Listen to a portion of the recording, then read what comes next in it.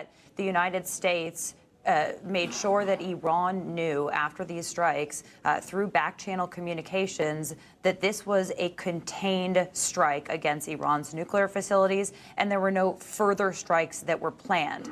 That's significant because what it demonstrates is that the administration really does not want Iran to retaliate here. They want them to come back to the table diplomatically. We heard from President Trump in his remarks saying that for Iran, this is going to be peace or tragedy. But he also went on to say that there are many targets left. So holding on to the possibility that there could be further U.S. strikes against Iran if they don't come back to the table to continue those diplomatic discussions that had halted because they had not had any success and led to what we are now seeing, this military conflict between the U.S. and Iran, and between Iran and Israel.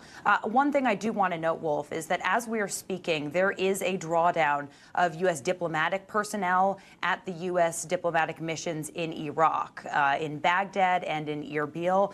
This is something that actually started to happen 10 days ago, even before Israel started carrying out its strikes in Iran, because U.S. officials were seeing that that was a possibility. They wanted to start to draw down non-essential personnel from those missions. Now there is an even further drawdown of those personnel. It's not a complete drawdown, I'm told by sources familiar with this process. We have to watch and see what happens here, not just at the U.S. diplomatic missions, of course, in Iraq, which shares a border with Iran, but also in the U.S. diplomatic missions, the U.S. embassies in the entire region. And there's also many Americans who are in the region and obviously concerned tonight that this could turn into a wider conflict. We don't know if that will be the case, but we'll have to watch and see if the United States makes any moves to provide any evacuations for Americans who are in the region. We know that that effort is underway when it comes to Americans who are in Israel. We don't know exactly how many Americans have left, but that was a process that actually started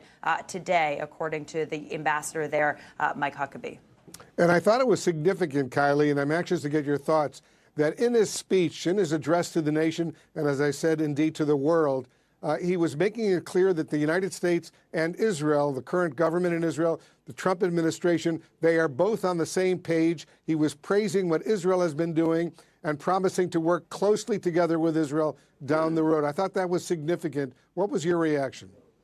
It's very clear from President Trump's remarks tonight that this was lockstep, the United States working with Israel. We know that Israel was given a heads up before these strikes occurred tonight on Iran's nuclear sites, those 3 nuclear sites inside Iran. We know that after these strikes occurred, according to senior administration officials, President Trump spoke on the phone with Prime Minister Benjamin Netanyahu. And we should note that it is a drastic shift in terms of the response that we saw from the administration. A short time ago, the U.S. military